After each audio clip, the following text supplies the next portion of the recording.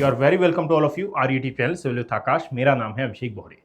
जैसा कि आपको पता है कि इंडियन ज्योग्राफी की सीरीज़ में चलते हुए हम काफ़ी आगे तक आ गए हैं और यहाँ मैंने इंडियन रिवर सिस्टम को आपके साथ स्टार्ट किया था, जिसको मैंने दो पार्ट्स में बाइफरकेट किया था। एक है Himalayan river system and the second one is peninsular Indian river system. Himalayan river system को हमने दो पार्ट्स में कवर किया है, एक जिसमें हमने इंडस रिवर सिस्टम और ब्रह्मपुत्रा रिवर सिस्टम के बारे में डिस्कस किया था, एंड थर्ड जो हमारा वीडियो था एक गंगा रिवर सिस्टम के ऊपर था। याद रखिएगा। इसके बाद आज हम स्टार्ट करने वाले हैं पेनिनसुलर इंडियन रिवर सिस्टम के बारे में। जिन लोगों ने अभी तक इस सीरीज़ को ज्वाइन नहीं किया है या फिर शेयर नहीं किया है, वो एक बार इस सीरीज़ को शेयर जरूर कर दें, ताकि वे सभी स्टूडेंट जो कि प्रिलिमिनरी एग्जाम दे रहे हैं इस वर्ष, चाहे वो UPSC का हो या फिर चाहे वो स्टेट PCS का हो, उन्हें हेल्प मिल सके और अपना जो रिवीजन है वे सभी स्टूडेंट थॉरली तरीके से कर सकें। साथ ही साथ याद रखिएगा कि आगे बढ़ें उससे पहले मैं एक जरूरी सूचना आपको देना चाहूँगा कि जिस प्लेटफॉर्म पर आप ये क्लासेस देखते हैं, ये Chanakya IAS academy Chandigarh branch का यूट्यूब प्लेटफॉर्म है, जिसका नाम है सिविल विद आकाश, और इसी नाम से आपको हमारा टेलीग्राम हैंडल भी देखने के लिए मिलेगा। तो आप इसको भी ज्वाइन कर सकते हैं ताकि आगामी तमाम प्रकार की जो अपडेट्स हैं ये आपको समय पर मिल सके। Chanakya IAS academy Chandigarh branch के ऑनलाइन और ऑफलाइन प्लेटफॉर्म पर UPSC और साथ में स्टेट PCS को टारगेट करते हुए हमने बैचेस स्टार्ट किए हैं, जिनका मीडियम हिंदी और इंग्लिश दोनों ही है। साथ ही साथ ये ऑनलाइन मोड में भी अवेलेबल है और ऑफलाइन मोड में भी ये अवेलेबल है। और यदि इस पूरे वीडियो की PDF आपको डाउनलोड करना हो तो आप मेरे टेलीग्राम हैंडल से इसको डाउनलोड कर सकते हैं, जिसका नाम है Abhishek Kumar geography. It's my own Telegram handle, आप यहाँ से भी जुड़ सकते हैं। चलिए विदाउट वेस्टिंग एनी टाइम हम स्टार्ट करते हैं आज का अपना ये पेनिनसुलर इंडियन रिवर सिस्टम का डिस्कशन। देखिएगा भाई, मैंने आपको पहले ही बताया था कि एक्चुअली में जो हिमालयन रिवर और साथ में पेनिनसुलर इंडियन रिवर्स हैं, इनमें एक मेजर डिफरेंस ये होता है कि हिमालयन रिवर ज़्यादा लॉन्ग आपको देखने के लिए मिलेंगी, इनकी लेंथ बहुत ज़्यादा होती है, और पेनिनसुलर इंडियन रिवर सिस्टम की जो रिवर्स हैं उनकी लेंथ उतनी ज़्यादा नहीं होती। साथ में पेनिनसुलर इंडियन रिवर सिस्टम को हमने स्टडी के पर्सपेक्टिव से अगेन दो पार्ट्स में बाइफरकेट किया है। एक वो रिवर जिनको हम नाम देते हैं वेस्टवर्ड रिवर्स का।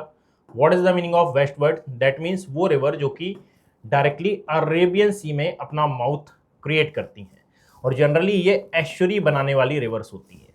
The second one is eastward river, यानी कि जो ईस्टर्न डायरेक्शन की ओर फ्लो करती हैं, ये बे ऑफ बंगाल में अपना माउथ फॉर्म करती हैं और ये डेल्टा बनाने के लिए जानी जाती हैं। अब ये डेल्टा क्या होता है और एस्चुरी क्या होता है, इसके बारे में मैंने ऑलरेडी प्रीवियस वीडियो में डिस्कस किया है। ना पता हो तो एक बार जाइए प्लेलिस्ट को खंगालिए, वहाँ पर मैंने 18 से 20 वीडियो में पूरी इंडियन ज्योग्राफी थॉरली मैनर में कवर कराई है। उसको जब आप देखेंगे तो आपका रिविजन भी होगा और साथ में ये तमाम प्रकार के जो फैक्ट हैं ये आपको भी मालूम चल जाएंगे।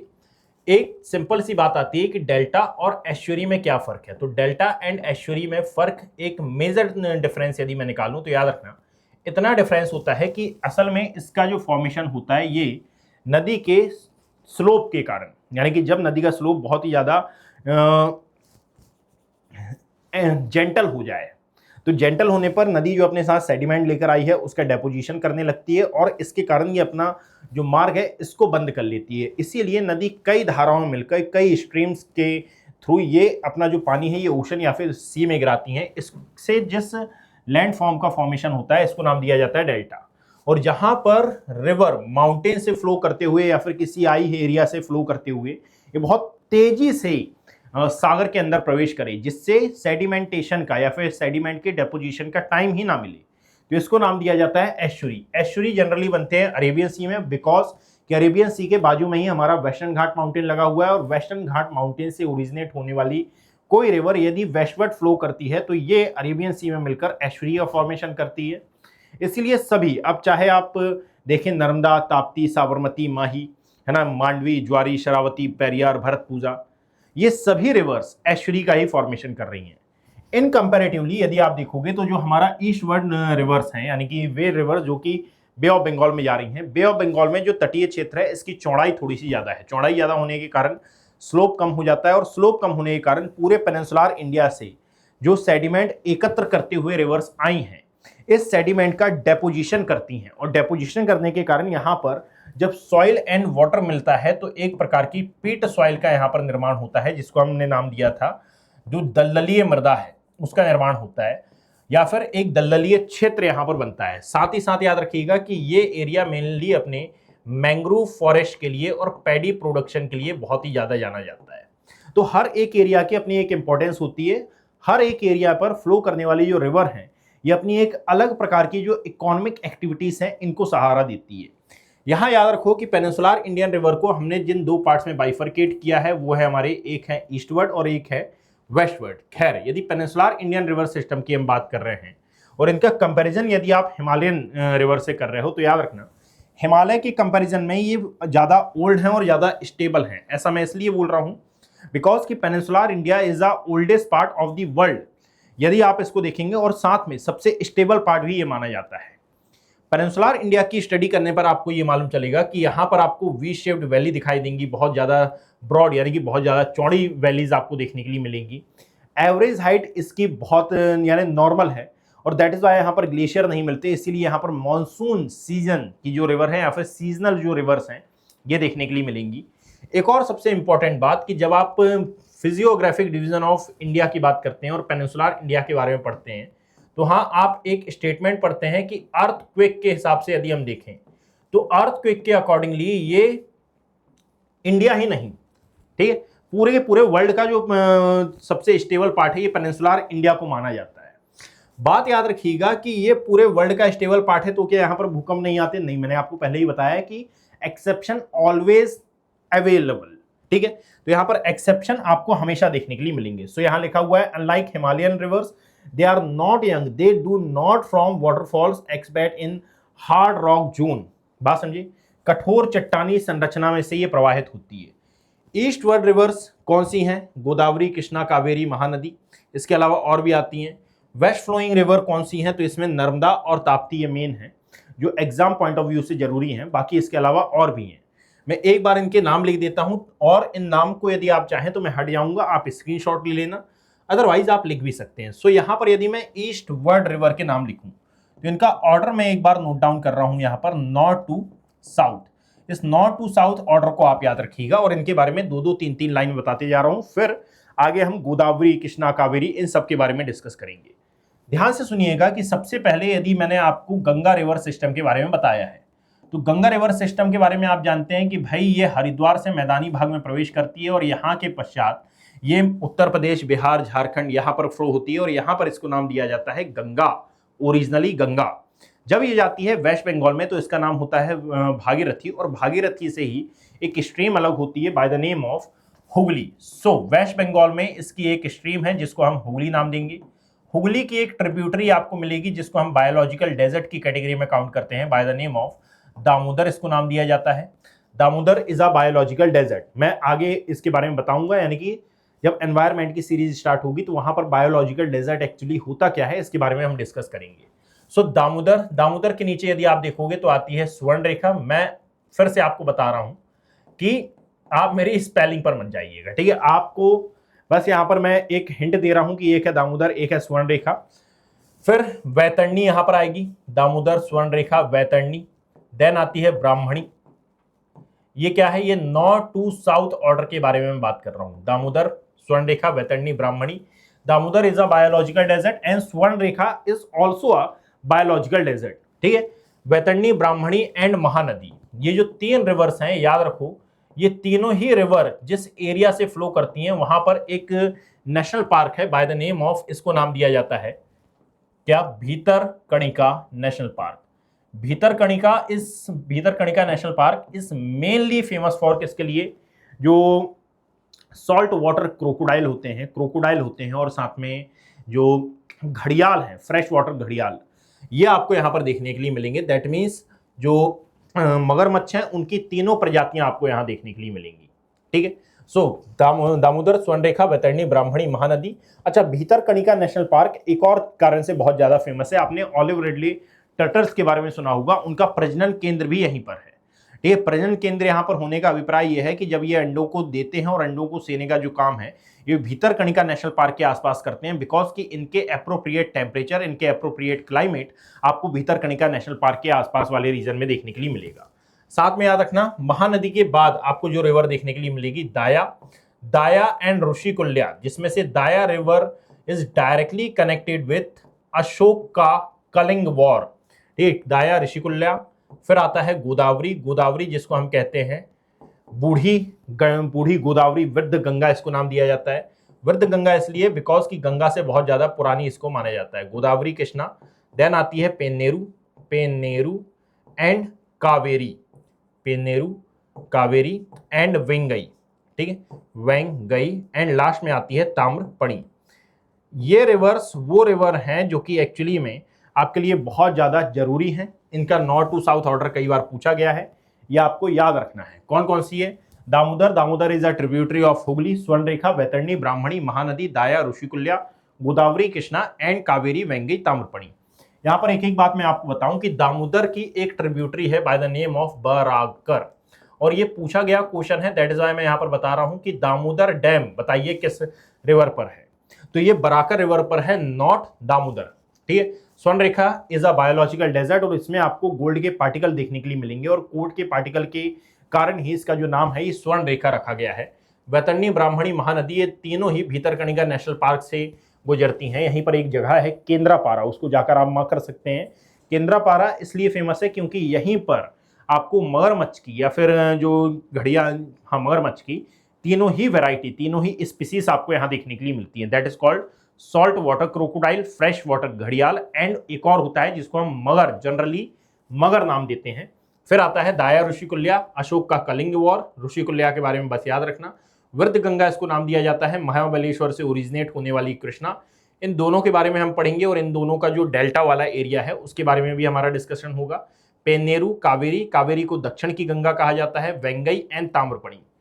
ये इतनी रिवर्स हैं, आपको ये याद रखनी है। इसके अलावा हमने जितनी भी रिवर्स गंगा ड्रेनेज सिस्टम में, इंडस ड्रेनेज सिस्टम में और ब्रह्मपुत्र ड्रेनेज सिस्टम में की है, उनको भी आपको एज इट इज मार्क रखना है, एज इट इज याद रखना है। बिकॉज कि कई बार आप एग्जाम में देखेंगे या तो डायरेक्शन वाइज क्वेश्चन या फिर north to south, east to west, है ना, इनसे क्वेश्चन आ जाते हैं, या फिर कौन सी रिवर एक्चुअली में कहाँ पर अपना जो मर्जर है ये कंप्लीट करती है। जैसे यदि रामगंगा रिवर है तो कमेंट सेक्शन में मुझे बताइएगा कि रामगंगा रिवर गंगा नदी में कहाँ पर मर्ज होती है, ऐसे तमाम प्रकार के क्वेश्चन।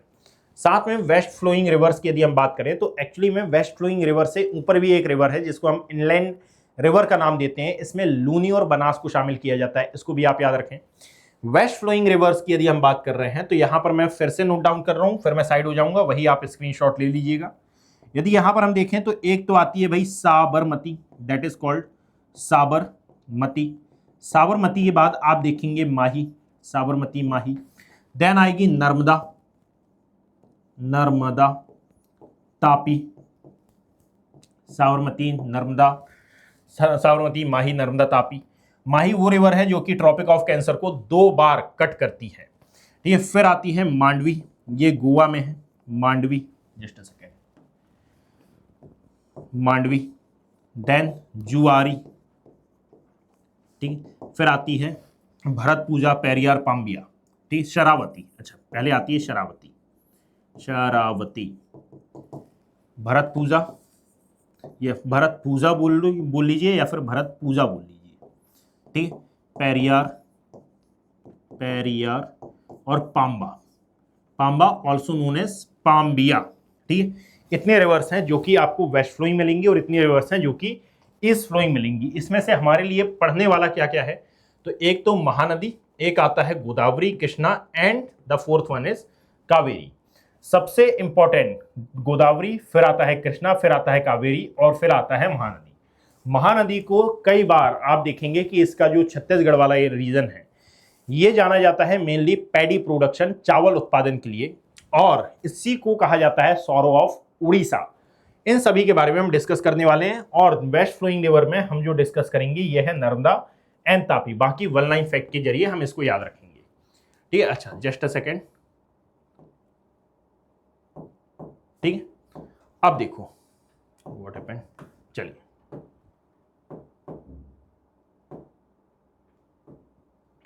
अब देखिएगा कि एक एक करके हम इन रिवर्स के बारे में डिस्कस करना चालू करते हैं। जस्ट अ सेकेंड, सबसे पहले बात करते हैं गोदावरी की। याद रखो कि गोदावरी, अच्छा कोई सी भी रिवर हो, पेनिनसुलर इंडियन रिवर सिस्टम की यदि हम बात कर रहे हैं और यहाँ कोई भी रिवर यदि मैं बता रहा हूं तो याद रखना ये कठोर चट्टानी संरचना से प्रवाहित होगी। ये अपने आसपास के एरिया में, और मेनली ये सीजनल रिवर होगी। यदि ज़्यादा मानसून आ गया है या फिर मानसून बहुत ज़्यादा स्ट्रांग है तो इस कंडीशन में आप देखोगे इसके रिवर वैली वाला जो एरिया है या फिर इसका जो कोस्टल एरिया है वहाँ पर आपको फ्लड की कंडीशन देखने के लिए मिलेगी। कठोर चट्टानी संरचना से प्रवाहित होने के कारण इसमें आप देखोगे कि यू शेप वैलीज दिखाई देती हैं, बट कई जगह पर वी शेप वैलीज भी आपको देखने के लिए मिलेंगी। एक और बात है कि आप देखेंगे कि यहाँ पर वैली यदि बनी है तो ये ज़्यादा गहरी है, ज़्यादा शार्प भी आपको देखने के लिए मिलेगी। ये तमाम प्रकार की चीज़ें हैं जो कि पेनिनसुलर इंडियन रिवर सिस्टम में आप कहीं पर हर एक रिवर में आप इसको ऐड ऑन कर सकते हैं। फर्स्ट ऑफ ऑल यदि हम स्टार्ट करें तो नाम आता है गोदावरी रिवर सिस्टम का, और गोदावरी रिवर सिस्टम में याद रखो इसी को नाम दिया जाता है दक्षिण गंगा का। क्या? ऑल्सो नोन एज दक्षिण गंगा। फर्स्ट इसको आप मार्क करिएगा, दक्षिण गंगा, और इसी को नाम दिया जाता है वृद्ध गंगा का या फिर ओल्ड गंगा।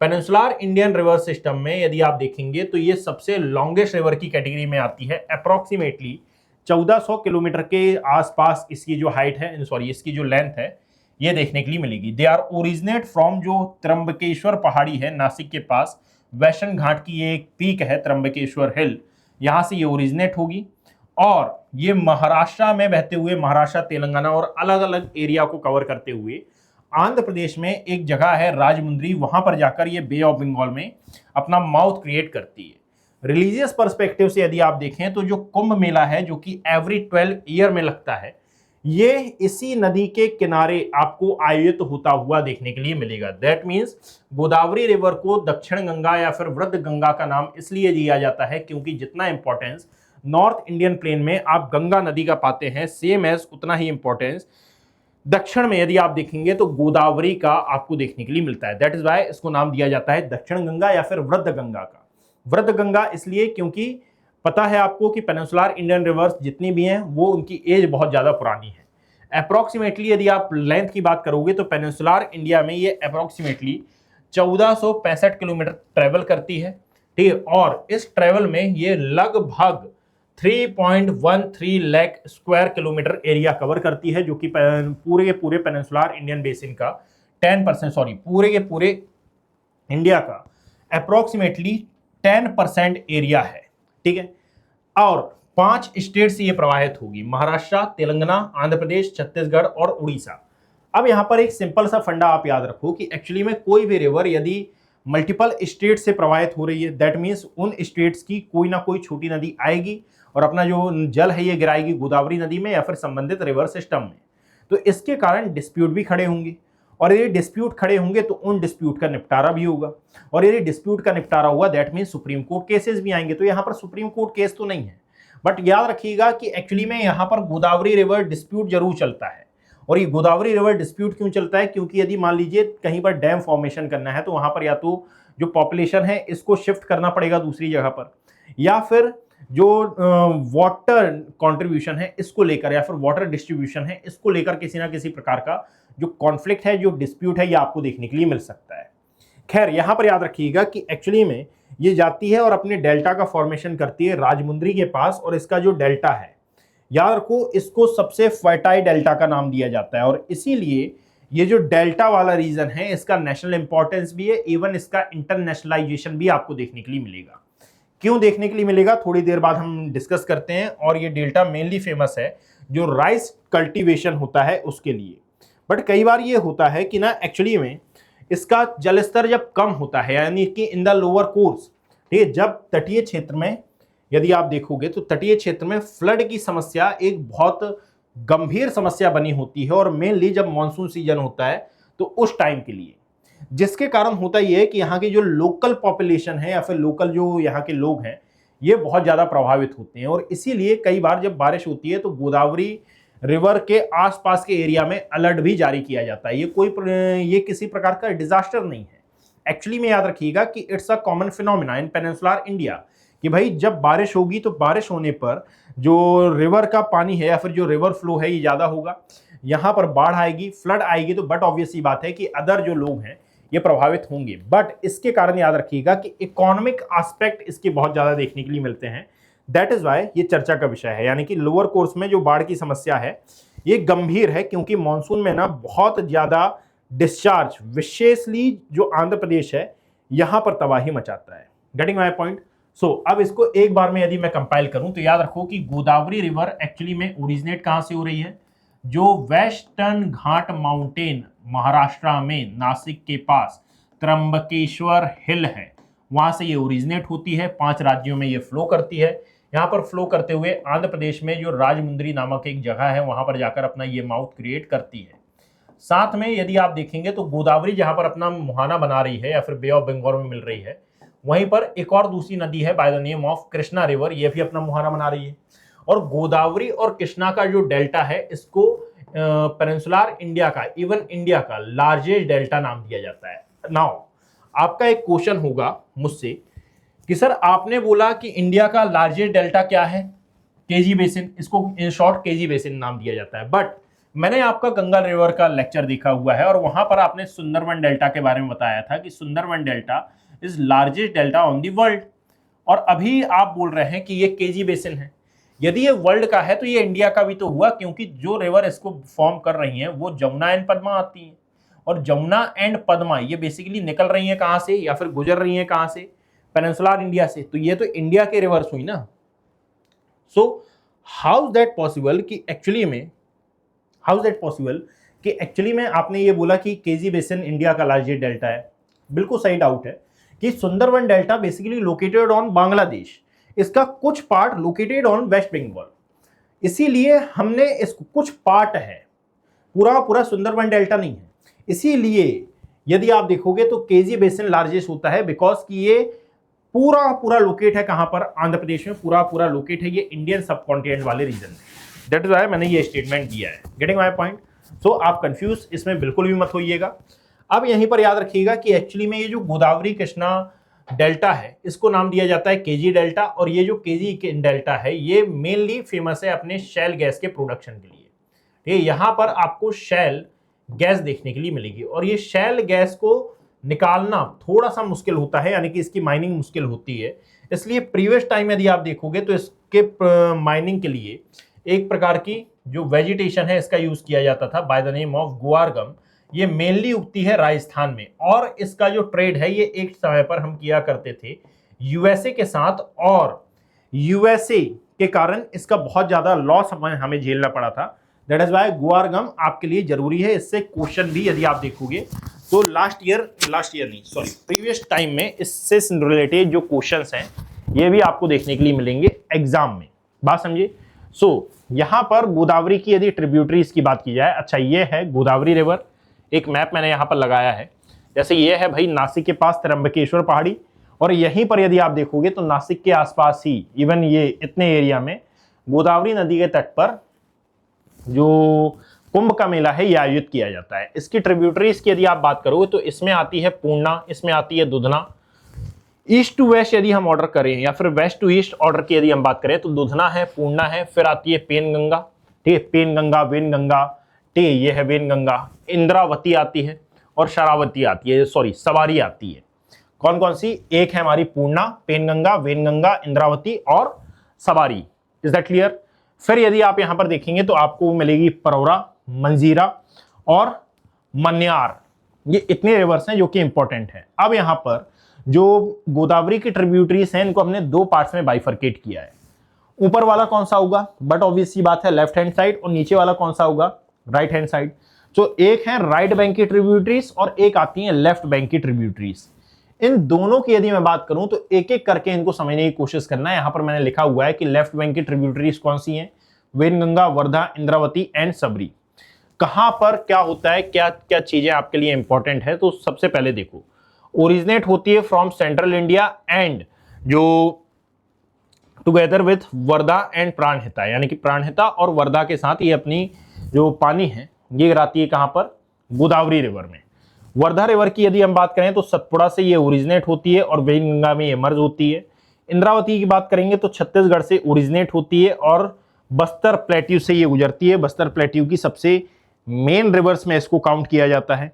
सवारी की यदि हम बात करें तो उड़ीसा एंड आंध्र प्रदेश की जो बॉर्डर है ये क्रिएट करती है।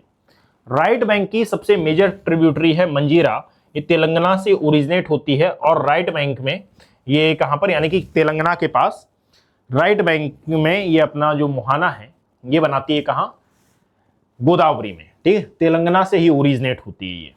यूपीएससी के लिए इंपॉर्टेंट है बिकॉज की ऑर्डर बार बार पूछा जाता है, मैंने आपको पहले ही बताया है। गोदावरी पर चलने वाले यदि मेजर जो प्रोजेक्ट्स हैं यदि आप इनकी बात करेंगे तो याद रखो सबसे पहले आता है श्री राम सागर प्रोजेक्ट। ये तेलंगाना का जो नजीमाबाद डिस्ट्रिक्ट है, तेलंगाना में एक डिस्ट्रिक्ट मिलेगा नजीमाबाद, ठीक है, यहां पर ये डैम बनाया गया है और it is very very very important for irrigation and drinking water supply. देखो मैं आपको ना अब यहां पर कुछ बातें बताना चाहूंगा, यहीं पर आप रुकिएगा। बातें ये है कि एक्चुअली में इरिगेशन, एक तो हम बात करेंगे इरिगेशन की और वाटर सप्लाई की। यदि हम बात करें वाटर सप्लाई को थोड़ी देर के लिए छोड़ते हैं, इरिगेशन को हम पकड़ते हैं। देखो यदि हम बात करते हैं north India and south India की, तो आपको एक मेजर डिफरेंस ये देखने के लिए मिलेगा कि नॉर्थ इंडिया में जो भी इरिगेशन होता है वो कैनाल्स के माध्यम से, वो आप देखोगे कि नदी जल के माध्यम से होता है। बट यदि आप पेनिनसुलर इंडिया में आते हैं तो पेनिनसुलर इंडिया कठोर चट्टानी संरचना से बना हुआ है। कठोर चट्टानी संरचना से बने होने के कारण यहां पर जो अंडरग्राउंड वाटर लेवल है एक तो ये कम है। अंडरग्राउंड वाटर लेवल इसलिए कम है क्योंकि कठोर चट्टानी संरचना में जो रेन वाटर होता है ये अंडरग्राउंड हो ही नहीं पाता, रिस्क कर ये अंदर जा ही नहीं पाता है, पहली बात। दूसरी बात यह है कि यदि नदी में फ्लड आई है तो फ्लड से जो पानी आया है ये भी अंडरग्राउंड होने में थोड़ी सी समस्या पैदा करता है। दैट मीन्स पेनिनसुलर इंडिया में आप देखोगे कि अंडरग्राउंड वाटर लेवल आपको जनरली कम देखने के लिए मिलेगा। फर्स्ट थिंग ये हुई। सेकेंड थिंग ये हुई कि एक्चुअली में peninsular Indian rivers they are seasonal rivers, है ना, एग्जाम्पल ऑफ सीजनल रिवर्स। और यदि ये सीजनल रिवर का इंपॉर्टेंस है, और यदि मान लीजिए जैसे 2026 में ये बात कही जा रही है कि भाई इस साल एल नीनो आने के चांसेस है, और यदि एल नीनो आया तो याद रखो पेनिनसुलर इंडिया में, इवन पूरे इंडिया में आप देखोगे कि ड्रॉट की जो कंडीशन है ये फॉर्म हो सकती है। और यदि ऐसा हुआ दैट मीन्स कि आप ये बात याद रखो कि हमारे यहां जो एग्रीकल्चरल जो प्रोडक्शन है ये कम हो जाएगा। वाई? क्योंकि रिवर्स में पानी कम हो जाएगा और हमारे यहां main source of fresh water क्या है, ये रिवर्स ही है। तो इसके लिए हम क्या करते हैं कि ये डैम्स बनाते हैं, और इसीलिए पेनिनसुलर इंडियन स्टेट्स में यदि आप देखेंगे तो डैम को लेकर डिस्प्यूट या फिर डैम फॉर्मेशन को लेकर डिस्प्यूट, ये वाटर डिविडेंड को लेकर डिस्प्यूट, ये एक प्रकार का कॉमन फिनोमेना आपको देखने के लिए मिलेगा। सो याद रखना कि पेनिनसुलर इंडिया में ये तमाम चीजों के कारण बहुत जरूरी हो जाता है कि यहां पर डैम फॉर्मेशन हो, यहां पर हाइड्रो पावर प्लांट्स लगाए जाएं, और इसके लिए बहुत सारे डैम प्रोजेक्ट भी चलाए जाते हैं और वो सफल भी होते हैं। उन्हीं में से कुछ का यहां पर मैंने नाम लिखा हुआ है कि एक है श्री राम सागर, और श्री राम सागर प्रोजेक्ट जो कि निजामाबाद डिस्ट्रिक्ट में आएगा तेलंगाना के। ये मेनली इरिगेशन के लिए जाना जाता है कि भाई यहां से कोई ना कोई कैनाल निकालकर या फिर कोई ना कोई नहर निकालकर उन एरिया तक पानी सप्लाई किया जाए जहां पर पानी की कमी है, वहां की जो रिवर्स हैं ये सूख गई हैं। और जब भी यहां पर किसी प्रकार का जल संकट पैदा हो तो इसमें बनी हुई जो वो है क्या, झील है, लेक है, उसका इस्तेमाल किया जाए। बात समझे? हर एक डैम के पीछे आप देखोगे कि एक आर्टिफिशियल लेक होती है। यदि आपने कभी डैम्स देखे हों तो आप इस बात को अच्छे से इमेजिन कर पाएंगे। वैसे मैं ये मानकर चल रहा हूं कि ये वीडियो जितने भी लोग देख रहे हैं वे सभी नॉर्थ इंडियन स्टेट से बिलोंग करते हैं, तो आपके लिए बहुत ही सिंपल सी बात होगी। नेक्स्ट आता है Polavaram project. It is very very very disputed project on the Godavari river basin area. Why? क्योंकि जब भी किसी डैम का फॉर्मेशन होता है, ऐसे किसी भी प्रोजेक्ट को एग्जीक्यूट किया जाता है, तो ऐसा थोड़ी है कि उस एरिया में कुछ है ही नहीं। या तो उस एरिया में फॉरेस्ट होगा तो ट्राइबल एरिया, ट्राइब्स वहां पर रह रही होंगी, या फिर वहां पर इंफ्रास्ट्रक्चर यदि होगा तो भाई लोगों की जमीन भी होगी। जब भी ऐसा कोई प्रोजेक्ट बनाया जाता है तो प्रोजेक्ट में सबसे पहले जिसको एक्वायर किया जाता है वो है लैंड एरिया। और यदि लैंड इसमें एक्वायर हो गया है, दैट मीन्स कि इन सिंपल वर्ड्स यदि हम बात करें तो सरकार देगी इसके लिए कंपनसेशन। बट आप जरा इमेजिन करें, यदि किसी एरिया में ट्राइब रह रही है और वहां पर किसी भी प्रकार का प्रोजेक्ट बना दिया गया, मान लेते हैं कि भाई एक स्थान है XYZ, यहां पर गवर्नमेंट ने बोला कि यहां पर मैं एक प्रोजेक्ट चलाऊंगा, यहां पर मैं एक डैम बनाऊंगी, तो सबसे पहले जो बात आती है कि सर यहां पर जिन भी लोगों की जमीन आ रही है जिसको आप अपने अंडर में ले लेंगे और यहां पर डैम बन जाएगा, यहां पर पानी भरा जाएगा, तो इसके लिए क्या आप लोगों को कंपनसेशन देंगे? गवर्नमेंट ये कंपनसेशन देती है, जो कि एक कानून के तहत जरूरी भी है। बट याद रखिएगा कि कई बार होता यह है कि जो ट्राइबल हैं उनका नेटिव एरिया ही वो है, यानी कि ये दूसरे एरिया में जाकर अपनी जो संस्कृति है उसको नहीं बढ़ा सकते हैं, अपने आप का जो विकास है ये नहीं कर सकते। तो कई बार यही जो डिस्प्यूट है ये एक बड़ा डिस्प्यूट बन जाता है, यानी कि गवर्नमेंट वर्सेस जो लोकल अथॉरिटीज हैं या फिर जो लोकल लोग हैं उनके बीच का एक डिस्प्यूट बन जाता है। तो यहां पर याद रखना कि जो पोलावरम प्रोजेक्ट है ये आंध्र प्रदेश में आता है, ये ग्रांटेड नेशनल प्रोजेक्ट है ये। और क्यों बनाया गया है, क्योंकि इस एरिया में फ्लड बहुत ज्यादा आते हैं, उसको कंट्रोल करने के लिए, इरिगेशन को और अच्छा बनाने के लिए, हाइड्रो पावर जो कंट्रोवर्सी है या फिर हाइड्रो पावर जनरेट करने के लिए। बट कंट्रोवर्सी ये हो जाती है कि जिन ट्राइबल्स को यहां से डिस्प्लेस किया जा रहा है वो इसका विरोध करते हैं, बात समझे। और यही जो एक विरोध मैंने आपको बताया था ये देखने के लिए मिलता है ब्रह्मपुत्रा में, जो एक वो प्रोजेक्ट चल रहा है ना, एग्जैक्टली मुझे याद नहीं आ रहा, ठीक, मैंने ब्रह्मपुत्रा में अभी एक दिन पहले ही डिस्कस किया था, दिहंग के बाद, ठीक है, अभी याद आएगा तो मैं बता दूंगा। एक और है जिसको नाम दिया जाता है जैकवाड़ी प्रोजेक्ट, ये औरंगाबाद में आता है, संभाजी नगर यानी इसका नया नाम है, महाराष्ट्र में ये आता है। और साथ में ये क्यों चलाया जा रहा है, तो बेसिकली वही जो इरिगेशन है उसके लिए और फ्लड कंट्रोल करने के लिए। ये लार्जेस्ट महाराष्ट्र का सबसे बड़ा प्रोजेक्ट है गोदावरी नदी बेसिन में, ठीक है। तो इन सभी चीजों को आप याद रखिएगा। तो ये थी गोदावरी रिवर की ट्रिब्यूटरीज।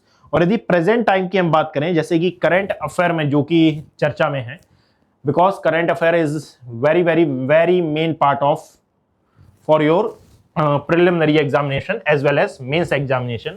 तो गोदावरी रिवर में याद रखो कि कुल मिलाकर गोदावरी को कावेरी तक से लिंक किया जा रहा है। भारत सरकार का एक प्रोजेक्ट है जिसको नेशनल रिवर लिंकिंग प्रोजेक्ट का नाम देते हैं या फिर नेशनल वाटर ग्रिड का नाम दिया जाता है। इसमें सभी नदियों को आपस में कनेक्ट करने की बात चलती है। क्यों चलती है, बिकॉज, और साथ में नेशनल वाटर ग्रिड क्यों जरूरी है। यदि आप फिर से कंपैरिजन करें north India and south India का, तो एक तो यहाँ का जो फिजियोग्राफिक डिवीजन है ये बहुत ज्यादा अलग है, यानी कि नॉर्थ इंडिया की यदि आप बात करोगे तो एलुवियल सॉइल है, सेडिमेंट्री रॉक्स हैं, और ये रॉक्स और साथ में सॉइल होने के कारण ये यहाँ की जो फर्टिलिटी है ये बहुत ज्यादा है, जो कल्टीवेशन है ये बहुत ज्यादा अच्छा होता है। साउथ इंडिया कठोर चट्टानी संरचना से बना हुआ है, कल्टीवेशन करने में थोड़ी सी यहाँ पर मुश्किल आती हैं। अब इसके लिए किया यह जाता है कि भाई वो एरिया जो कि पानी, जहाँ पर पानी बहुत ज्यादा है और वो एरिया जहाँ पर पानी बहुत कम है, तो यहाँ पर प्रवाहित होने वाली जो रिवर्स हैं क्यों ना इनको आपस में जोड़ दिया जाए। जैसे जब हमारे यहाँ साउथ इंडिया में बेसिकली पानी की कमी होती है समर सीजन में, वहीं पर नॉर्थ इंडिया की जो नदियां हैं इनमें पानी लबालब भरे रहता है। तो ऐसा कहा गया है, यानी कि जो ऑथर सर थे 1960 में ये बात सबसे पहले उठी थी, 2003 से ये इसको एग्जीक्यूट किया जा रहा है। ऑफिशियली तौर पर 2005-7 का ये समय आएगा। तो यहाँ पर ये बोला गया कि भाई सभी नदियों को आपस में कनेक्ट कर दिया जाए ताकि ओवरफ्लो के कारण जिन एरिया में फ्लड आती है वहां की फ्लड को कंट्रोल किया जाए, और जहां पर बिल्कुल ब्लो लेवल चला जाता है पानी, तो वहां पर जो ड्रॉट की कंडीशन है इससे निपटा जाए। और इस प्रोजेक्ट को नाम दिया गया नेशनल रिवर लिंकिंग प्रोजेक्ट, बात समझे। तो नेशनल वाटर ग्रिड है ये एक प्रकार का, और इसमें गोदावरी को कावेरी से कनेक्ट करने का जो प्लान है ये चलाया जा रहा है ताकि कई एरियो का जो वाटर डेफिसिट है इसको कंट्रोल किया जा सके, ठीक है, वाटर डेफिसिट को कंट्रोल किया जा सके।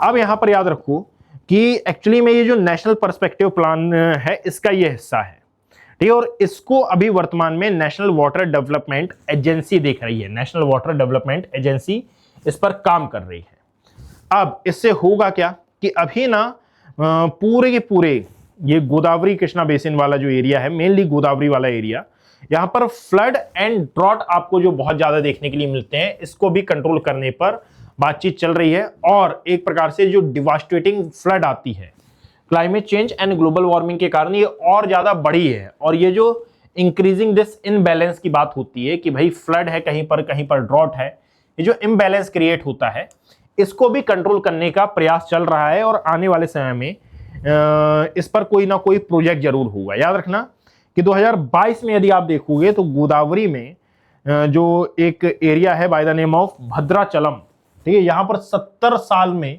सबसे भीषण बाढ़ आपको 2022 में देखने के लिए मिली थी।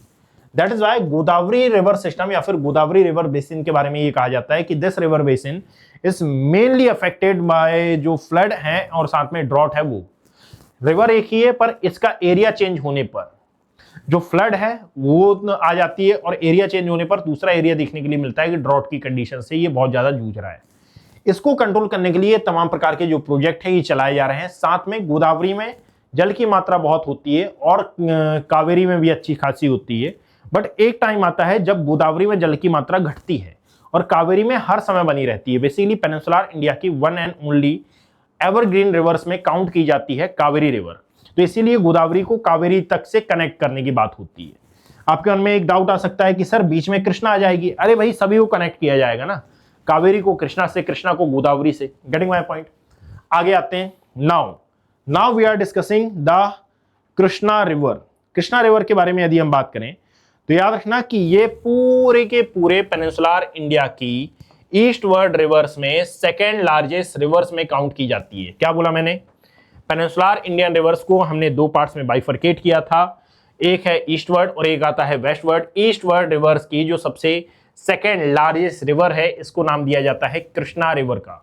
दे are originate from western Ghat का जो महाबलेश्वर एरिया है, महाबलेश्वर पीक है, वहां से ये ओरिजिनेट होती है और ये हाई एल्टीट्यूड पर लोकेट एक पीक है। लगभग 1337 मीटर इसकी हाइट आपको देखने के लिए मिलेगी। ओरिजिन लेने के बाद ये कर्नाटका में एंटर करती है, आंध्र प्रदेश से होते हुए ये बे ऑफ बंगाल में अपना माउथ फॉर्म करती है। दैट मीन्स जो महाबलेश्वर आपको एटलस में मिलेगा ये southern part of the Maharashtra में देखने के लिए मिलेगा। Southern part of the Maharashtra से ये और नीचे आती है, कर्नाटका में एंटर करती है और उसके बाद बे ऑफ बंगाल में अपना ये मुहाना बनाती है। रिलीजियस इंपॉर्टेंस की यदि आप बात करें तो यहीं पर आपको हम्पी देखने के लिए मिलता है, जो कि विजयनगर एम्पायर के समय यहाँ की जो राजधानी है ये हुआ करता था। बात समझे? साथ ही साथ जो दक्कन प्लेट्यू है इसकी की पूरी लाइफलाइन या फिर इसका जो एग्रीकल्चरल बैकबोन है ये कावेरी रिवर को नाम दिया जाता है।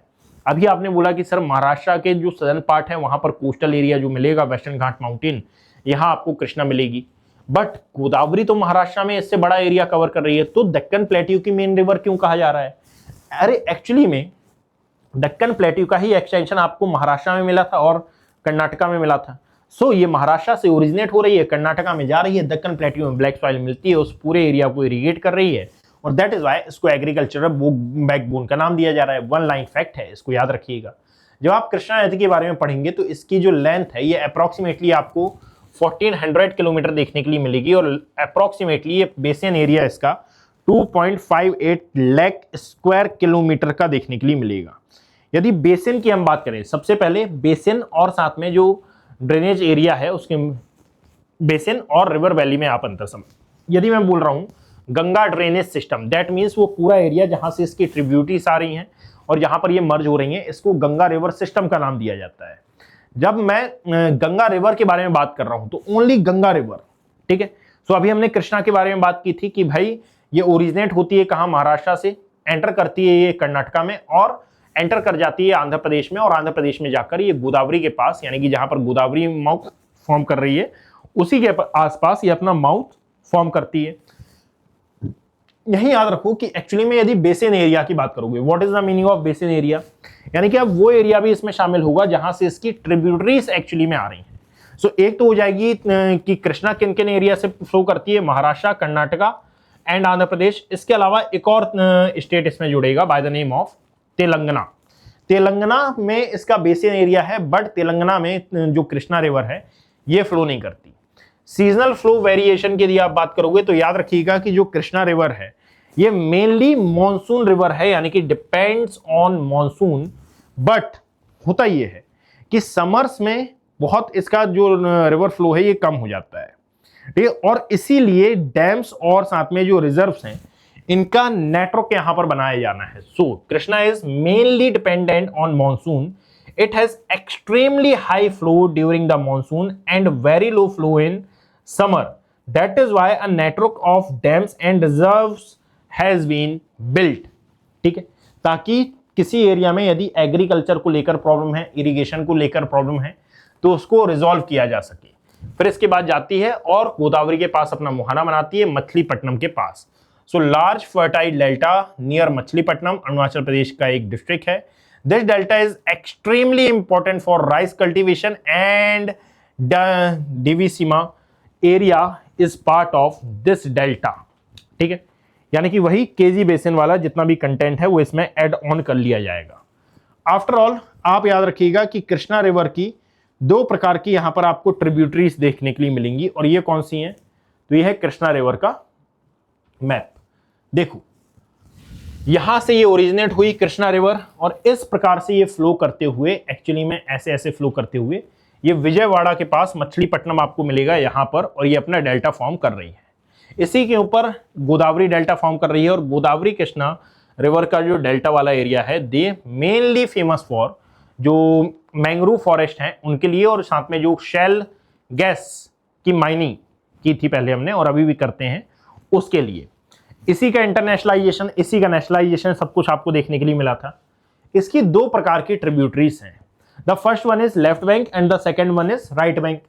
उज्जैनी भीमा रिवर, ठीक है, यहां पर जो भीमा रिवर है, साथ में एक और उज्जैनी रिवर है, और हाँ, ये दो रिवर जो हैं ये इसकी लेफ्ट बैंक की ट्रिब्यूटरीज में काउंट की जाती हैं। राइट बैंक की ट्रिब्यूटरीज में यदि आप देखेंगे, जस्ट अ सेकेंड, ठीक, लेफ्ट बैंक की ट्रिब्यूटरीज में यदि आप देखो तो एक तो हैदराबाद जो मूसी नदी के किनारे स्थित है, और एक आपको मिलेगी राइट बैंक की ट्रिब्यूटरीज। इसमें आती है कोना, इसी में आती है तुंगभद्रा, इसी में आपको घाट प्रभा, माल प्रभा, ये तमाम प्रकार की जो रिवर्स हैं ये देखने के लिए मिलेंगी। ठीक है, घाट प्रभा, माल प्रभा, ये तमाम प्रकार की रिवर्स। इस मैप को एक बार याद रखिएगा। आगे आते हैं, जस्ट अ सेकेंड। तो यहाँ पर ये मैंने आपके लिए नोट डाउन भी किया हुआ है, याद रखो। इसकी पीडीएफ आपको टेलीग्राम हैंडल पे मिलेगी, तो और यदि अपलोड ना हुई हो तो आप मुझे मैसेज कर दीजिएगा, मैं अपलोड कर दूंगा। देखिए, यदि ट्रिब्यूटरीज की बात करें तो अगेन दो प्रकार की ट्रिब्यूटरी हैं, एक है राइट बैंक और एक आती है लेफ्ट बैंक की ट्रिब्यूटरी। राइट बैंक में आती है कोयना, ओरिजिनेट होती है महाराष्ट्र से, और मेनली ये फेमस है अपने हाइड्रो पावर प्लांट के लिए, जो कि आता है कहां पर, जिसका नाम है कोयना डैम। तुंगभद्रा की बात करोगे, राइट बैंक मतलब कि नीचे से, ठीक है, ये कर्नाटका में है, और कर्नाटक की ओर से आने वाली सबसे मेन ये ट्रिब्यूटरी है। यहीं पर आपको हम्पी के पास तुंगभद्रा डैम भी देखने के लिए मिलेगा। घाट प्रभा की बात करो तो ये कर्नाटका की है, और Malaprabha is also from Karnataka. So Koyna, Ghataprabha, Malaprabha और तुंगभद्रा। ऑर्डर याद करना हो, Koyna, Tungabhadra, Ghataprabha and Malaprabha. Getting my point. Left hand की ट्रिब्यूटरीज की यदि आप बात करेंगे तो इसमें भीमा है, मूसी है। भीमा बेसिकली महाराष्ट्र से ओरिजिनेट होती है, और पुणे के पास जो उज्जैनी डैम है यहां पर आपको देखने के लिए मिलेगा। मूसी, याद रखो कि ये हैदराबाद सिटी से ये पास होती है। ओस्मान सागर और साथ में हिमायत सागर जो डैम्स हैं ये आपको इस मूसी रिवर पर देखने के लिए मिलेंगे। Getting my point. आगे आइए, इसके बाद याद रखना कि एक्चुअली में इस पर कृष्णा रिवर पर कुछ प्रोजेक्ट्स भी चल रहे हैं। उन प्रोजेक्ट्स के बारे में आपको थोड़ा सा याद रखना है। ये प्रोजेक्ट कौन से हैं? तो एक तो आता है नागार्जुन सागर डैम, ये आंध्र प्रदेश में है, और one of the world largest masonry dam है ये। One of the world largest masonry dam मतलब कि, यानी कि याद रखो कि जनरली, अच्छा छोड़ो, ये इंपॉर्टेंट नहीं है, इसको कट कर देना।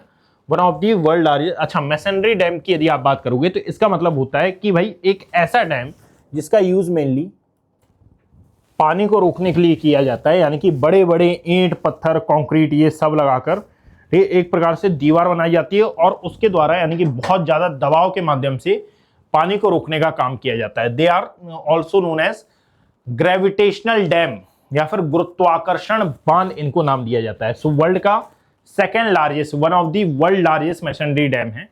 मेनली ये यूज होता है इरिगेशन एंड हाइड्रो पावर के लिए। इसके बाद आता है श्रीशैलम जो डैम है, ये कहां पर लोकेट है? तो आंध्र प्रदेश और तेलंगाना की बॉर्डर पर है। दैट मीन्स इस डैम में जो पानी है इसका प्रयोग दोनों ही स्टेट करते हैं। इंडिया का लार्जेस्ट हाइड्रो इलेक्ट्रिक जो प्लांट है ये आपको, सॉरी, जो प्रोजेक्ट है उनमें से एक ये देखने के लिए मिलेगा। साथ में अलमट्टी डैम आता है, ये कर्नाटका में लोकेट है। अपर कृष्णा रिवर पर ये प्रोजेक्ट चलाया जा रहा है, और इसका जो मेनली डिस्प्यूट है ये आंध्र प्रदेश के साथ आपको देखने के लिए मिलेगा। साउथ की जितनी भी रिवर्स हैं, है ना, यानी कि गोदावरी हो, कृष्णा हो, आपको इसमें एक कॉमन सी चीज देखने के लिए मिलेगी कि भाई इसको लेकर किन्हीं दो या फिर अधिक राज्यों के बीच में डिस्प्यूट है। सेम एज कृष्णा रिवर के साथ भी है कि कृष्णा रिवर जिस जिस एरिया से फ्लो करती है, इवन इसका जो रिवर वैली वाला एरिया है, उन उन राज्यों में डिस्प्यूट है। जैसे कि like a long dispute over water sharing between Maharashtra, Karnataka, Telangana and Andhra Pradesh. 4 राज्यों के बीच में विवाद है और चारों राज्यों में आप देखोगे कि रिवर बेसिन आपको देखने के लिए मिलेगा। KWTI 1 1976 का है, KWDT सेकेंड ये 2030 का है। ये कृष्णा रिवर डिस्प्यूट को सुलझाने के लिए जो एक प्रकार से ट्राइब्यूनल बनाया गया था, उस ट्राइब्यूनल ने इन 2 चीजों की स्थापना की थी, जिसमें यह कहा गया था कि भाई कावेरी नदी का कितने % पानी किस स्टेट में जाएगा और कितने % पानी दूसरे स्टेट में जाएगा। इसके बाद बात आती है दक्षिण की Ganga, Ganga of the south India, ठीक है, उसको हमने क्या नाम दिया था, दक्षिण गंगा। गोदावरी ये क्या है, दक्षिण भारत की गंगा। दोनों में डिफरेंस है, दक्षिण की गंगा और दक्षिण भारत की गंगा, ठीक है। उसको हिंदी और इंग्लिश दोनों में दक्षिण की गंगा ही नाम दिया जाएगा। ध्यान सुनना, लोग कंफ्यूज हो जाते हैं कि सर गोदावरी को आपने दक्षिण गंगा नाम दिया और इस यहां भी आप बोल रहे हो दक्षिण भारत की गंगा, तो रियल फैक्ट क्या है। अरे ध्यान रखो, गोदावरी को हम दक्षिण गंगा नाम देते हैं, हिंदी इंग्लिश दोनों में वही होगा। बट यदि आप कावेरी की बात करोगे तो कावेरी को हम दक्षिण भारत की गंगा का नाम देते हैं, यानी कि गंगा ऑफ साउथ इंडिया, ये होता है। बात समझे? तो इसके बारे में याद रखना। कावेरी के बारे में यदि हम देखें तो याद रखो, सबसे इंपॉर्टेंट बात यह है कि कावेरी एक ऐसी नदी है जो कि पेनिनसुलर इंडियन रिवर सिस्टम का पार्ट होते हुए भी एक्चुअली में इसको हम सीजनल रिवर में काउंट नहीं करते हैं। ये एक प्रकार की एवरग्रीन रिवर है, यानी कि इसको नाम दिया जाता है पेरेनियल रिवर है। ये Kaveri is an exception among peninsular Indian river, it is a perennial river, यानी कि पूरे साल इसमें पानी भरा रहता है। इसका रीजन है कि ये 2 मॉनसून से पानी ग्रहण करती है। The first one is south west and the second one is north east monsoon. This makes it south Indian most reliable river. बात समझे? सो यहां पर याद रखो, सबसे पहले यदि कावेरी का एक जनरल इंट्रोडक्शन बताऊं तो इसको दक्षिण भारत की गंगा नाम दिया जाता है। ओरिजिनेशन यदि ओरिजिनेट कहां से होती है तो ब्रह्मपुत्र पहाड़ी पर एक जगह है तराकवेरी, ठीक है, कुर्ग जिले के समीप ये देखने के लिए मिलेगी।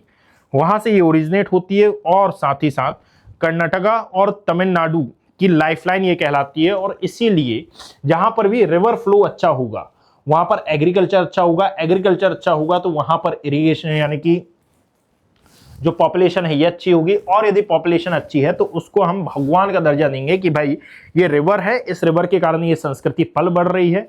और दैट इज वाई इसका जो रिलीजियस इंपॉर्टेंस है साउथ इंडिया में आपको ज्यादा देखने के लिए मिलेगा। यदि फ्लो डायरेक्शन की बात करेंगे तो मेनली ये 2 स्टेट्स में फ्लो करती है। The first one is Karnataka and the second one is Tamil Nadu. But यहीं पर आपको एक वो यूनियन टेरिटरी भी देखने के लिए मिलती है by the name of Pondicherry, और बे ऑफ बंगाल में ये अपना माउथ फॉर्म करती है। जो वहां आप देखोगे तमिलनाडु में जो कोस्टल एरिया है कोरोमंडल तट के पास, ये अपना मुहाना बनाएगी। लेंथ देखेंगे तो ये लगभग 800 किलोमीटर एरिया कवर करती है। पेनिनसुलर इंडिया में यदि हम इसके बेसिन की बात करें तो अप्रोक्सीमेटली 81,000 स्क्वायर किलोमीटर ये पूरा एरिया कवर करेगी। और 2 मॉनसून से इसको पानी प्राप्त होता है, that is why perennial river इसको नाम दिया जाता है। 2 मॉनसून में, एक आता है साउथ वेस्ट, एक आता है नॉर्थ ईस्ट मॉनसून। ये मॉनसून साउथ वेस्ट क्या है, नॉर्थ ईस्ट क्या है, मॉनसून वाला चैप्टर स्टार्ट होने दो, मैं वहां पर बताऊंगा। और जहां पर ये जाती है और अपना मुहाना बनाती है तमिलनाडु में जो एक जिला है बाय द नेम ऑफ थंजावुल, ठीक है, यहां पर जाकर ये अपना मुहाना बनाएगी। तो ये एरिया मेनली अपने राइस कल्टीवेशन के लिए जाना जाता है, ठीक है। और बहुत सारे यानी कि 1000 ऑफ ईयर से यहाँ पर जो राइस प्रोडक्शन है उसमें हेल्प कर रही है कावेरी नदी बेसिन। तो याद रखो, कावेरी अपना जो डेल्टा है ये तमिलनाडु के थांजावुल जो जिला है यहाँ पर फॉर्म करती है, और इसे ग्रेनरी ऑफ साउथ इंडिया, ठीक है, यानी कि दक्षिण भारत का कटोरा, अनाज का कटोरा, इसको नाम दिया जाता है। साथ ही साथ यहाँ पर जो एक प्रकार से कोली डैम है वो यहाँ पर बना हुआ है और डिस्ट्रीब्यूटरी भी ये बनाती है, इसके बारे में हम आगे देखते हैं। यहाँ देखो, अब इसकी दो प्रकार की ट्रिब्यूटरीज हैं, एक वही राइट हैंड साइड, एक लेफ्ट हैंड साइड। यहाँ पर राइट हैंड और लेफ्ट हैंड नहीं आएगा, यहाँ पर बस मेजर ट्रिब्यूटरीज की हम बात करेंगे, बिकॉज कि ये उतना कोई बड़ा रिवर सिस्टम नहीं है। एक आती है हेमवती, एक आती है काबिनी और एक आती है भवानी। ये तीन ट्रिब्यूटरीज आपको देखने के लिए मिलेगी। जो हेमवती है, याद रखना, कर्नाटका पर इस पर एक डैम है बाय द नेम ऑफ गोरू डैम, ठीक है। और काबिनी ये केरल और कर्नाटका में जो वाइल्ड लाइफ कॉरिडोर है इससे ये गुजरती है। साथ में भवानी ये तमिलनाडु में अपना जो पानी है ये इसमें कावेरी रिवर में गिलाती है। यहीं पर आपको पिल्लूर डैम भी देखने के लिए मिलेगा। इसी कावेरी रिवर पर कुछ मेजर प्रोजेक्ट्स भी चल रहे हैं by the name of Krishna Raj Sagar dam, यहीं पर बना हुआ है। कर्नाटका में ये आता है, मैसूर इरिगेशन के लिए जाना जाता है। और इंडिया का जो ओल्डेस्ट डैम है यही कृष्ण राज सागर, KRS इसको कहा जाता है। मैट्टूर डैम की यदि आप बात करेंगे तो ये तमिलनाडु में आएगा। तमिलनाडु का एक जिला है by the name of Salem, यहां पर ये आता है। और तमिलनाडु का लार्जेस्ट डैम है जो कि मेनली इरिगेशन और हाइड्रो पावर के लिए फेमस है। काबिनी प्रोजेक्ट की यदि बात करेंगे, located on Kabini river, Karnataka में आता है और वाइल्ड लाइफ एंड साथ में इरिगेशन के लिए ये मेनली जाना जाता है। आफ्टर ऑल ये था हमारी उन रिवर्स के बारे में डिस्कशन जो कि ईस्टवर्ड हैं और बे ऑफ बंगाल में जाकर अपना मुहाना बनाती हैं। ये देखो, ये पूरी कावेरी रिवर है, इस प्रकार से ये फ्लो कर रही है, फ्लो करते हुए यहाँ पर, ठीक है, बे ऑफ बंगाल में अपना ये मुहाना बना रही है। यहीं पर कुछ इंपॉर्टेंट लोकेशंस भी हैं, जैसे कि यहाँ आप देखोगे चामराज नगर आएगा, उसको आप मार्क कर लीजिएगा। यहीं पर आप देखोगे कि जो कोयम्बटूर है इसी के ड्रेनेज एरिया में आता है, उसको आप कवर कर लीजिएगा, बिकॉज कि यहाँ से रिवर्स फ्लो कर रही हैं, ठीक है। तो इस मैप को एक बार ध्यान रखो। और इसके बाद हम कावेरी रिवर डिस्प्यूट के बारे में एक बार बात कर लेते हैं, because Kaveri river dispute is a major dispute, ठीक है। ये अभी तक जितने भी डिस्प्यूट हुए हैं उन सभी में सबसे मेजर डिस्प्यूट यही है, कावेरी रिवर डिस्प्यूट। यदि हम इसकी बात करें तो याद रखो कि कावेरी रिवर डिस्प्यूट हुआ क्यों था, बिकॉज कि कावेरी इज अ जो पेरेनियल रिवर होती हैं वो पेरेनियल रिवर है, दैट इज वाई। और इंडिया का जो ओल्डेस्ट वाटर डिस्प्यूट है यही है। क्यों हुआ इसमें? क्योंकि पेरेनियल रिवर होने के कारण सभी को पता है कि भाई इसमें वाटर कैरिंग टेंडेंसी बहुत अच्छी है, इरिगेशन के लिए जरूरी है, जो हाइड्रो पावर प्लांट है उसकी बहुत अच्छी क्षमता है इसमें। और दैट इज वाई कौन नहीं चाहेगा कि भाई हम रिसोर्सेज को ज्यादा से ज्यादा गेन करें। सो गेनिंग ऑफ रिसोर्सेज के कारण ये डिस्प्यूट चालू हुआ। 1892 में आप देखेंगे कि 1892 मतलब कि जब ब्रिटिश इंडिया हुआ करता था और भारत में प्रेसिडेंसीज हुआ करती थी, इनके बीच में पहला एग्रीमेंट होता है। किस किस के बीच में? एक तो ब्रिटिश इंडिया और साथ में मद्रास प्रेसिडेंसी और मैसूर के बीच में ये एक पहला agreement. So the first water sharing agreement between Madras presidency and Mysore in British India. अब ये चलता रहता है। इसमें क्या बोला गया था कि भाई ये जो पानी है, इस पानी का यूज कौन कौन करेगा?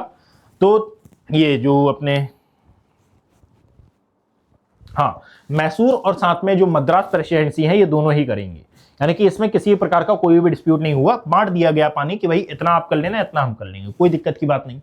चलते रहा, सब कुछ हो गया। 98 साल बीते, 1990 आता है और 1990 में ये जो वापस से डिस्प्यूट है ये जन्म लेता है, ये बोलकर कि भाई ब्रिटिशर्स इस पर फैसला करके गए थे, हम ब्रिटिशर्स की बात क्यों माने, भारत स्वतंत्र हो गया है और अपने डिसीजन लेना स्वयं जानता है, तो इस पर दोबारा से डिस्कस होना चाहिए। सो कावेरी डिस्प्यूट पर एक ट्राइब्यूनल की स्थापना की गई और कर्नाटक, तमिलनाडु, केरला और पुडुचेरी इसमें शामिल हुआ। ये मेनली डिस्प्यूट हुआ क्यों था? क्योंकि ये जो मद्रास और साथ में बॉम्बे, मद्रास और मैसूर जो प्रेसिडेंसीज थी, इनके बीच में ये कहा गया कि सर जो स्टेट रीऑर्गेनाइजेशन, मैं दोबारा से रिपीट करता हूं, देखो 1892 में ये पूरा एग्रीमेंट हुआ। एग्रीमेंट ये था कि भाई मैसूर और साथ में जो मद्रास प्रेसिडेंसी है ये दोनों ही इस वाटर का यूज करेंगी। 1947 में इंडिया इंडिपेंडेंट होता है। 1957 में आप देखोगे हमारे यहाँ स्टेट रीऑर्गेनाइजेशन कमीशन बनता है। मद्रास और मैसूर प्रेसिडेंसी अलग हो जाते हैं और यहाँ पर स्टेट बनते हैं, जैसे कि तमिलनाडु बना, कर्नाटका बना, ठीक है, ये केरला बना, ये तमाम प्रकार के स्टेट बने। इन्हीं में से एक बना पुडुचेरी। 1990 में ये कहा जाता है कि सर 1892 में फैसला आया था, ये तो ब्रिटिश गवर्नमेंट ने दिया था, हम इनकी बात अभी तक क्यों मान रहे हैं? यानी कि आजादी के इतने समय बाद भी, यानी कि लगभग 52 साल बाद भी हम उसी रूल को फॉलो कर रहे हैं जो 1892 में बना था, यानी कि 98 साल पुराने रूल को। बल्कि यहां पर तो स्टेट रिऑर्गेनाइज हो गए हैं, तो हमको नया रूल बनाना चाहिए। बैठती है कमेटी CWDT, इसका फॉर्मेशन होता है, यानी कि कावेरी वाटर डिस्प्यूट ट्राइब्यूनल। ये ट्राइब्यूनल इन 4 स्टेट्स यानी कि कर्नाटका, तमिलनाडु, केरल और पुडुचेरी के ऊपर फैसला सुनाती है कि भाई आपको कितना कितना पानी एलोकेट होगा। But over the period of time पानी की जो डिमांड है ये और बढ़ती है, और ये जो डिस्प्यूट है ये समय समय पर खड़ा होते रहता है। इसका 2018 में रिसेंट जो वर्डिक्ट आया ये था कि सुप्रीम कोर्ट ने CWDT अवार्ड में इसको यानी जो बदलाव है ये किया, और तमिलनाडु का जो शेयर है ये घटाकर कर्नाटका का जो शेयर है ये बढ़ा दिया गया। और ये जो शेयर घटाने और बढ़ाने वाली प्रोसेस हुई, इससे तमिलनाडु नाराज हो गया और इसने ये जो CWDT यानी कि कावेरी वाटर डिस्प्यूट ट्राइब्यूनल था, इस पर क्वेश्चन उठाए हैं, और दैट इज वाई अभी भी ये चर्चा का विषय बना हुआ है। सो याद रखना, ओल्डेस्ट वाटर डिस्प्यूट्स में से ये एक माना जाता है। Now we are discussing about Mahanadi river valley, the sorrow of Orissa. ठीक है, द सॉरो ऑफ उड़ीसा की हम बात करेंगे। तो महानदी रिवर वैली की यदि हम बात करें तो याद रखिएगा कि इसका जो ओरिजिन है ये बेसिकली तिब्बतियन प्लेटी नहीं यार, उड़ीसा में जो छोटा नागपुर प्लेट्यू वाला एरिया है उस एरिया से ये ओरिजिनेट होती है। ओरिजिनेट होने के बाद एक्चुअली में ये ईस्टवर्ड फ्लो करती है, और सबसे इंपॉर्टेंट बात कि उड़ीसा में ही जाकर ये अपना मुहाना बनाती है। इसके अलावा ये छत्तीसगढ़ में भी प्रवाहित होगी। Mahanadi is the third largest east flowing river in peninsular India, originate Sihawa hill, अरे सॉरी, छोटा नागपुर प्लेट्यू से नहीं, मैं दंडकारण्य बोलना चाह रहा था।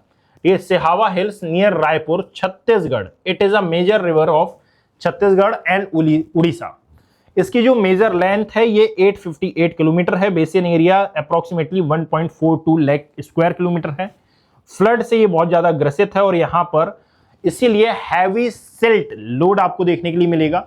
जो डेल्टा है ये पारादीप के पास उड़ीसा में ये फॉर्म करती है। ठीक है, पारादीप ये भारत का एक परमाणु रिएक्टर से संबंधित एक प्लेस है। आप मुझे कमेंट सेक्शन में बताना कि Paradip is mainly famous for, यहां पर कुछ ट्रिब्यूटरीज और प्रोजेक्ट आपको याद रखना है। जैसे एक है शिवनाथ, हसदेव, टेल और इब जो प्रोजेक्ट है ये आपको देखने के लिए मिलेगा, इनको याद रखो। और हीराकुंड बांध ये आपको देखने के लिए मिलेगा संबलपुर उड़ीसा में। वर्ल्ड का लॉन्गेस्ट एर्थन डैम है ये, लगभग 4.8 किलोमीटर लंबा है ये फ्लड को कंट्रोल करता है, इरिगेशन करता है, और पावर जो हाइड्रो पावर प्लांट्स हैं इनके लिए मेनली जाना जाता है। 1957 में ये बना था, और India first major river valley project में काउंट किया जाता है। महानदी डिस्प्यूट भी है। ठीक है, सो इसको याद रखना कि ये डिस्प्यूट क्यों है, बिकॉज कि छत्तीसगढ़ और उड़ीसा दोनों में ही इस रिवर की वैली में जो पैडी प्रोडक्शन है ये किया जाता है। दैट इज वाई जहां पर भी प्रोडक्शन अच्छा होगा, इरिगेशन अच्छा होगा, एग्रीकल्चरल इंपॉर्टेंस होगा, तो वहां पर डिस्प्यूट होना लाजमी है। Mahanadi dispute due to upstream barrages by Chhattisgarh, Orissa is receiving less water. Mahanadi water dispute tribunal 2018 was formed, यानी कि 2018 में इसके लिए एक ट्राइब्यूनल की स्थापना भी की गई है। Now we are discussing about westward rivers, यानी कि यहां पर हमने ईस्टवर्ड रिवर्स के बारे में डिस्कस किया। अब वीडियो की लेंथ और ज्यादा लंबी ना हो, दैट इज वाई हम वेस्टवर्ड रिवर्स के बारे में भी यहां पर डिस्कस कर लेते हैं। अच्छा, एक बार हम देखते हैं कि स्लाइड कितनी बची है। ठीक है, 4 स्लाइड बची हैं, थोड़ी सी लेंथ लंबी भी हो जाए तो कोई दिक्कत की बात नहीं है। ठीक है, आप लोग मैनेज कर लीजिएगा। हम इन 4 रिवर्स के बारे में भी डिस्कस कर लेते हैं। सो याद रखो कि एक है हमारी west flowing river. West flow अब यानी कि ईस्टवर्ड रिवर्स में हमने कौन सी मार्क की हैं? महानदी, गोदावरी, कृष्णा, कावेरी। ये चारों आपके लिए इंपॉर्टेंस है। इंपॉर्टेंस के अकॉर्डिंगली ही मैंने इनका सीक्वेंस दिखाया है आपको। नाउ अब आती है west flowing river. West flowing river में एक आती है नर्मदा, और ये नर्मदा याद रखो, नर्मदा और तापी ये 2 रिवर ऐसी हैं जो कि पेनिनसुलर इंडिया के एक जो जेंटल स्लोप है या फिर जो जनरल स्लोप है इसके अपोजिट फ्लो करती हैं। दैट मींस कि ये गल्फ ऑफ खंबात में जाकर अपना मुहाना बना रही हैं। नहीं तो पेनिनसुलर इंडियन रिवर फ्लो होते हुए कहां पर मुहाना बनाती हैं? बे ऑफ बंगाल में, पता है ना आपको। सो याद रखो, एक आती है नर्मदा, ये अपनी रिफ्ट वैली में प्रवाहित होती है। नर्मदा पूरे के पूरे पेनिनसुलर इंडिया की वो लॉन्गेस्ट रिवर है जो कि वेस्ट फ्लोइंग रिवर्स में काउंट की जाती है। ओरिजिनेट होती है ये अमरकंटक प्लेट्यू से या फिर अमरकंटक हिल से। यहीं पर आपको नर्मदा माता टेम्पल देखने के लिए मिलेगा। बेसिकली मध्य प्रदेश की इसको लाइफलाइन या फिर जीवन रेखा कहा जाता है। क्यों? क्योंकि ये मध्य प्रदेश को दो पार्ट्स में बाइफरकेट करेगी और नर्मदा नदी के किनारे किनारे जो शहर बसे हुए हैं, आप देखेंगे कि मध्य प्रदेश में इसकी आरती भी हो रही है, इसका सब कुछ, यानी कि जो इंपॉर्टेंस आपको यूपी बिहार में गंगा का देखने के लिए मिलता है ना, सेम एज वही इंपॉर्टेंस मध्य प्रदेश में आपको इस नर्मदा का देखने के लिए मिलता है।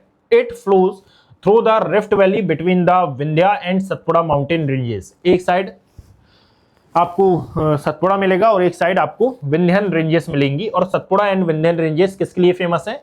जो इमारती सामग्रियां होती हैं, भवन निर्माण सामग्री, उसके लिए। 1312 किलोमीटर इसकी लेंथ है। ये डेल्टा फॉर्म नहीं करती है, ये एस्चुरी बनाती है। कहां पर? तो जो भरूच नामक शहर है गुजरात में, वहां जो नर्मदा वैली है ये बाउंड्री क्रिएट करती है एक्चुअली में मध्य प्रदेश और गुजरात की। इसको भी याद रखो। की फीचर्स ये हैं कि एक्चुअली में ये रिफ्ट वैली में प्रवाहित होती है, जो जिसका स्लोप वेस्टर्न साइड है। दैट इज वाई ये पेनिनसुलर इंडिया का जो जेंटल स्लोप है इसके विपरीत डायरेक्शन में फ्लो करती है।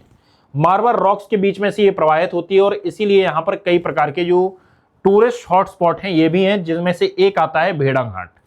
सरदार सरोवर डैम यहीं पर बना हुआ है गुजरात में। इंडिया का मोस्ट कंट्रोवर्शियल ये डैम है। और इंदिरा सागर डैम भी मध्य प्रदेश में नर्मदा नदी पर ही आपको देखने के लिए मिलेगा।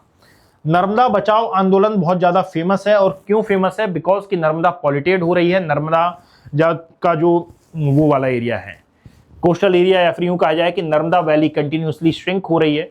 इसके आसपास इंडस्ट्रियलाइजेशन बहुत ज्यादा किया जा रहा है, जिससे इसका जो वाटर है ये कंटेमिनेट हो रहा है। और इसके लिए नर्मदा बचाओ आंदोलन मिडिल इंडिया में आपको बहुत ज्यादा फेमस देखने के लिए मिलेगा। So a famous movement led by Medha Patkar against tribal displacement.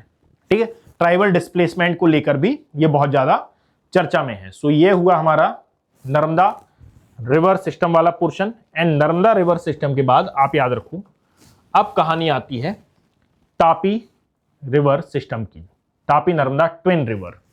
ठीक है, यानी कि ताप्ती रिवर की यदि आप बात करेंगे तो इसको नर्मदा की जुड़वा नदी कहा जाता है। वाई? क्योंकि याद रखिएगा कि सेम जो कंपोजिशन या फिर जो कंसेप्ट उसमें है वही इसमें है। Tapi is called Narmada's twin river because both flow westward in rift valley. इसका जो सोर्स है यानी कि ओरिजिनेट होती है बैतूल प्लेट्यू से।